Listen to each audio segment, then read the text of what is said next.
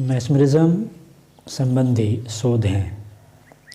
पिछले पृष्ठों पर मैस्मरिज्म के आविष्कर्ता डॉक्टर मैस्मर की संक्षिप्त जीवनी दी गई। उसे पढ़कर पाठक यह समझ सकेंगे कि उस महापुरुष के कितने प्रबल प्रयत्नों के साथ इस विद्या को सुव्यवस्थित रूप में बनाकर सर्वसाधारण के सम्मुख प्रस्तुत किया। निस्संदेह इस विद्या को ठीक ठीक रूप देने में डॉक्टर मैस्मर को श्रेय है, परंतु यह नहीं समझना चाहिए कि इस विद्या का आदि और अंत भी उन्हीं के साथ था। बहुत प्राचीन काल से इस दिशा में प्रयत्न हो रहे थे और उनके पीछे भी बहुत कुछ हुआ है। ईसा की 6वीं शताब्दी में ग्रीक देश के पंडित सोलन ने बहुत से ऐसे रोगी प्राण शक्ति से अच्छे किए थे जो औसत से ठीक नहीं हो सके। 5वीं शताब्दी में नील नदी के तट पर रहने वाले जीएस नामक योगी इस विधि में प्रसिद्ध थे। ईसा के 431 वर्ष पूर्व डॉक्टर हिमोक्रेटस इस विद्या के पंडित थे। एक दूसरा ग्रीक विद्वान एस्किलपिडियस मार्जन द्वारा बीमारों को अच्छा करता था। ईसाई धर्म के प्रवर्तक यीशु और उनके साथी मोजेस दोनों ने यह विद्या मिस्र देश के पुरोहितों से सीखी थी। इंजिल से प्रकट है कि यीशु ने इस विद्या के बल से असंख्य पीड़ितों को अच्छा किया था। सन 1700 में आयरलैंड के ग्रेटैक्स नामक न्यायाधीश ने देश विदेश में घूम घूम कर शारीरिक बिजली के द्वारा अनेक लोगों के कष्ट दूर किए थे। सन 1501 में कार्डेनस नामक एक व्यक्ति ने मैस्मरिज्म के प्रयोग किए थे। सन 1649 में विलियम मैक्सवेल नामक अंग्रेज ने इस विद्या के मूल तत्व लिखे थे। ईसा से 500 वर्ष पूर्व यूनान का योगी पाइथागोरस हाथ के इशारे से बड़े बड़े भयंकर जंगली जीवों को इच्छानुवर्ती बना लेने के लिए प्रख्यात था। इपिरस का राजा पिनहस, क्रेस्पियन का राजा हैड्रियन अपनी उंगलियों से छूकर पीड़ित स्थान को अच्छा कर देती थी। इंग्लैंड और फ्रांस के कई राजा इस विद्या के अच्छे अभ्यासी हो चुके हैं।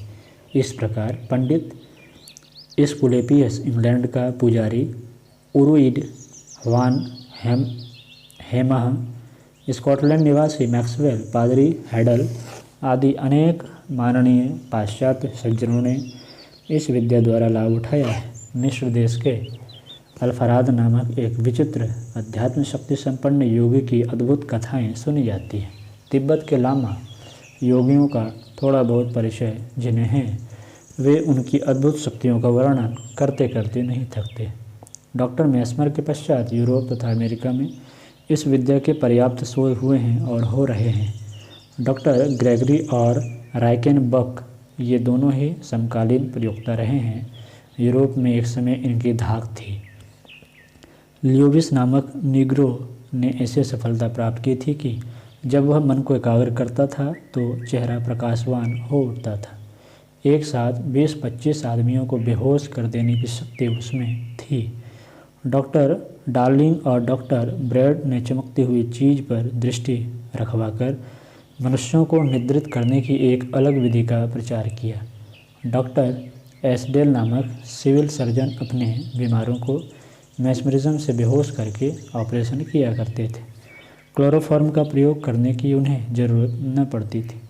लीवस नामक एक विद्वान ने संगीत की एक ऐसी विधि निकाली थी जिससे वे अपने बीमारों को निद्रित कर देते थे। डॉक्टर विलियम डेवी श्वास प्रश्वास क्रिया द्वारा जल को ऐसा अभिमंत्रित कर देते थे कि उसका सेवन करते ही मनुष्यों पर असाधारण प्रभाव पड़ता था। कप्तान जेम्स कुर्सी या चौकी पर किसी व्यक्ति को बैठाते थे और उस पर मार्जन क्रिया द्वारा प्रभाव डालते थे। रूस के बादशाह जार को एक मैस्मरिज्म ज्ञाता ने अपने हाथ की कठपुतली बना रखा था और जो चाहता था सो उससे कराता था। इस ग्रेगरी को रूस का राहु की इतिहास लेखकों ने उपाधि दी है। यूरोप में आजम ब्रोका और बर्नियस इस विद्या के दो बड़े आचार्य हुए हैं।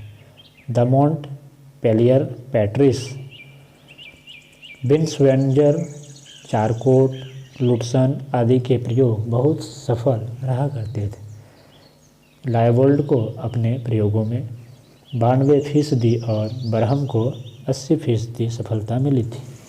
स्वीडनवासी बेटर्स ब्राड,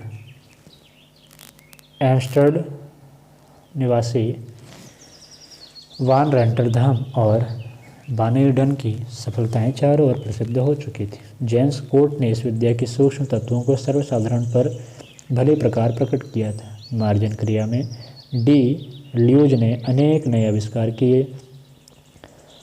वर्नहिम ने बिना निद्रित किए ही पात्र को प्रभावित करने का विज्ञान रच डाला। डॉक्टर अल्फ्रेड में ऐसी शक्ति थी कि उनके द्वारा निद्रित किए हुए लोग दूर स्थानों के दृश्यों को ठीक ठीक देख लेते थे। डॉक्टर अल्फ्रेड ने एक पात्र को निद्रित करके उससे पूछा कि अमेरिका के प्रेसिडेंट इस समय क्या कर रहे हैं। पात्र ने बताया कि प्रेसिडेंट विल्सन इस समय व्हाइट हाउस में कुर्सी पर बैठे हुए एक तार पढ़ रहे हैं। तार का मजमून भी उसने बता दिया। इस तार में सुलह कॉन्फ्रेंस की ऐसी गुप्त राजनीतिक बातें थीं जिनका किसी को कानो कान पता नहीं हो सकता था। डॉक्टर अल्फ्रेड तुरंत ही प्रेसिडेंट के पास गए और उस तार की बात मालूम होने का भेद प्रकट किया। विल्सन आश्चर्य से सन रह गए कि इतनी गुप्त बात इस प्रकार उन्होंने जान ली। उन्होंने डॉक्टर साहब के प्रयोग की सच्चाई को स्वीकार किया, साथ ही उस तार का भेद किसी पर प्रकट न करने का कठोर आदेश कर दिया। डॉक्टर डब्ल्यू ब्राउन ने गत महायुद्ध के समय मैस्मरिज्म विद्या से 60% ऐसे बीमार सैनिक अच्छे किए थे जिन्हें उन्माद, निद्रानाश आदि रोग हो गए थे। जर्मनी के डॉक्टर अल्बर्ट मैस्मरिज्म में संकल्प प्रकाश की विशेष शक्ति मानते थे। उनके प्रयोगों का यही आधार था। प्रोफेसर फ्रायड के मत में अंतश्चेतना को प्रभावित करने से व्यक्तियों को प्रभावित किया जाता है। काउंट पुलिगर ने मानवीय विद्युत के संबंध में चमत्कारिक शोध प्रकट किए। प्रोफेसर विलियम क्रूक्स, जो पहले इस विद्या के कट्टर विरोधी थे, अंत में इसकी सत्यता से प्रभावित होकर पूर्ण भक्त बन गए। लंदन में डॉक्टर इलियर्सन ने इसी विद्या से निद्रित करके अनेक रोगियों के ऑपरेशन किए थे। फ्रांस के मनोविज्ञानवेत्ता आचार्य एमिली क्यू आदेश द्वारा कठिन रोगों की चिकित्सा करते थे। शोध करते करते अन्वेषकों में मतभेद भी हुआ है। जेम्स कोर्ट और ब्राइट के सिद्धांतों में प्रत्यक्ष मतभेद है। यूरोप में अब पहला मैस्मर का सिद्धांत, दूसरा नैन्से का सिद्धांत और तीसरा चारकोट का सिद्धांत। ये 3 पृथक संप्रदाय हो गए हैं। मैस्मर के मत वाले ओज शक्ति और एकाग्रता को प्रधान मानते हैं। नैन्सी का मत है कि केवल मार्जन अर्थात पास और आदेश अर्थात सजेशन से भी यह सब हो सकता है। चारकोट के मत से चमकदार चिकनी वस्तुओं पर एकाग्रता करने से निद्रा आ सकती है। तीनों ने ही अपने अपने मत की पुष्टि में प्रमाणों सहित बड़े बड़े ग्रंथों की रचना की।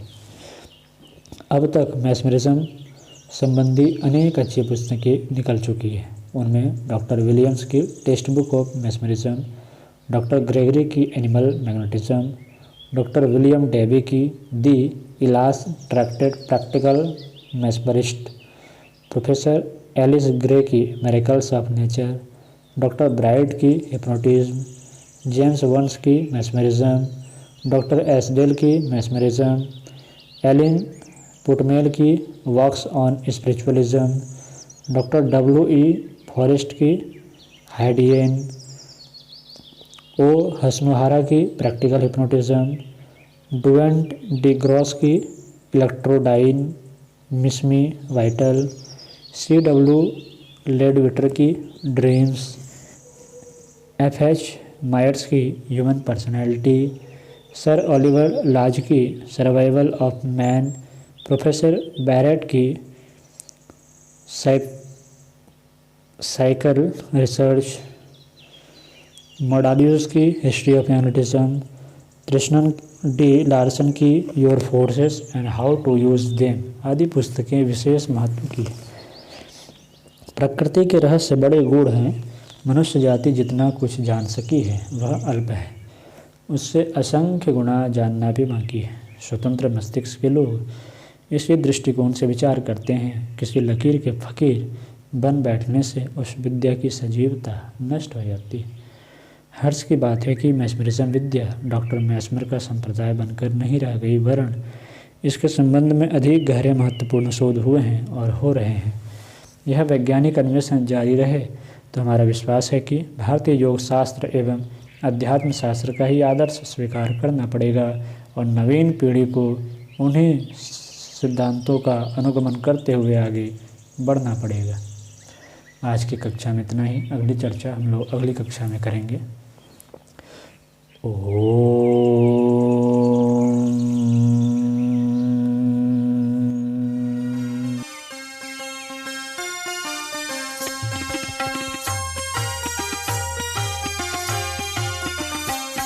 चलो गुरुदेव के सपने सजाने की शपथ ले लें। चलो गुरुदेव के सपने सजाने की